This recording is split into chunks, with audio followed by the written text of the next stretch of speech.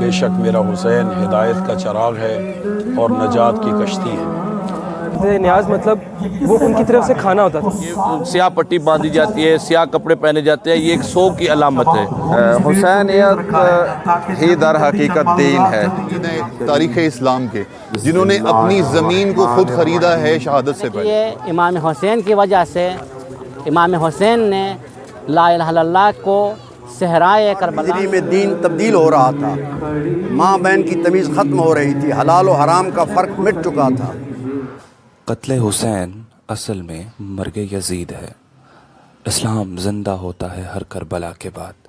ناظرین، آپ دیکھ رہے ہیں ویژن ٹی وی۔ ہم اس وقت موجود ہیں بیریہ ٹاؤن لاہور کے امام بارگاہ میں، اور ہم یہاں موجود لوگوں سے جانتے ہیں کربلا کے بارے میں۔ اعوذ باللہ من الشیطان الرجیم، بسم اللہ الرحمن الرحیم۔ قال رسول اللہ صلی اللہ علیہ وآلہ وسلم ان الحسین مصباح الہدی والسفینۃ النجات۔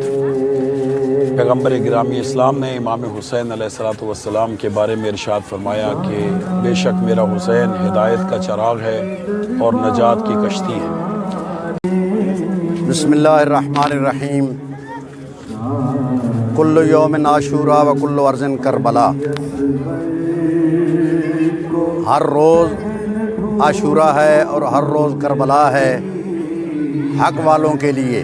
سوگ کا لباس ہے تاکہ پتہ چلے کہ یہ امام حسین علیہ السلام کی عزاداری کے لیے آئے ہیں، کیونکہ جہاں کہیں پہ بھی احتجاج ہوتا ہے تو وہاں پہ یہ احتجاج کو ریکارڈ کروانے کے لیے یہ سیاہ پٹی باندھی جاتی ہے، سیاہ کپڑے پہنے جاتے ہیں، یہ ایک سوگ کی علامت ہے۔ امام حسین علیہ السلام نے دین اسلام کی بقا کی خاطر اور اپنے نانا کی شریعت کی بقا کی خاطر سفر اختیار کیا مدینہ منورہ سے کربلا منورہ کا، اور جب آپ مدینہ منورہ سے نکل رہے تھے تو آپ نے ارشاد فرمایا کہ میں جو مدینے سے نکل رہا ہوں وہ اپنے نانے کی امت کی اصلاح کے لیے جا رہا ہوں، اور اس لیے نکلا ہوں کہ میں امر بالمعروف کروں اور نہی عن المنکر کروں۔ اور اسی لیے امام حسین علیہ السلام کربلا پہنچے اور اپنے یار و انصار، آوان اور اعزاء و اقرباء کے ساتھ شہادت کے عظیم درجے پر فائز ہوئے، اور اسی شہادت کو منانے کے لیے ہر سال ایام محرم الحرام کا انعقاد کیا جاتا ہے، جس میں امام حسین علیہ السلام کی اس عظیم قربانی کا تذکرہ کیا جاتا ہے کہ جو دین اسلام کی بقا کی خاطر آپ نے پیش کی۔ امام حسین علیہ السلام کی یہ قربانی صرف اور صرف دین اسلام کی بقا اور تحفظ کی خاطر نہیں تھی، بلکہ امام حسین علیہ السلام ہر آزاد پرست اور ہر حریت پسند کے رہنما ہیں، اور یہی آزادی کا درس امام حسین علیہ السلام نے کربلا معلیٰ میں دیا ہے۔ السلام علیکم ورحمۃ اللہ۔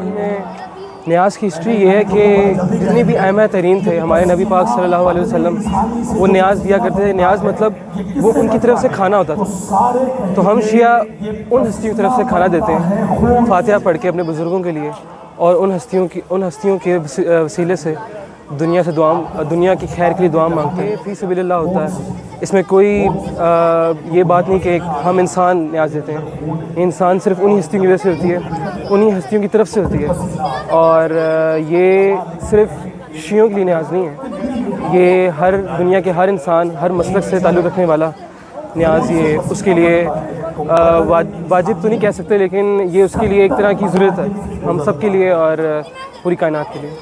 حسینیت ہی در حقیقت دین ہے، اور حسین علیہ السلام نے دین الہی کو اس کی اصل روح اور اسپرٹ کے مطابق جو ہے وہ زندہ کیا۔ امام علی مقام نے مدینہ کو چھوڑتے ہوئے یہ بتانا چاہا کہ سوچو خواب غفلت میں پڑے ہوئے لوگوں، بڑے ہو یا چھوٹو، سوچو دوش رسول کا سوار الحسین منی و انا من الحسین کا مصداق کیوں چھوڑ رہا ہے مدینے کو؟ پھر مکے سے بندھے ہوئے احرام توڑ کر، کعبہ سے منہ موڑ کر کربلا کی طرف جا رہا ہے، حاجیوں کو کہہ رہا ہے، حاجیوں کے لباس میں آنے والوں دیکھو وارث کعبہ کو کیوں چھوڑ رہا ہے؟ بس میں آخری لفظ یہی کہوں گا کہ امام عالی مقام نے 1,24,000 انبیاء کی محنتوں کو بچانے کے لیے جو آدم سے لے کر سردار انبیاء تک ہوئی تھی، 60 ہجری میں دین تبدیل ہو رہا تھا، ماں بہن کی تمیز ختم ہو رہی تھی، حلال و حرام کا فرق مٹ چکا تھا، کعبہ میں گھوڑے بنوائے جا رہے تھے، ہر چیز تبدیل ہو رہی تھی۔ تھوڑے سے عرصے میں یزید نے یہ سب کچھ تبدیل کر دیا، اور یزید نے اکیلے نے نہیں کیا، یزید کی تربیت ہی اسی انداز میں ہوئی تھی۔ تو اس لیے ہم یہ کہتے ہیں کہ امام عالی مقام نے انوکھے انداز میں جان قربان کر کے دین کو بچایا، سر سجدے میں رکھ کے سبحان ربی الاعلیٰ کی تسبیح کر کے بتایا کہ جب سجدے کا وقت آ جائے پھر تیروں تلواروں کی پرواہ نہ کرو، سر سجدے میں رکھ کر بتاؤ کہ ہم اللہ کے بندے ہیں۔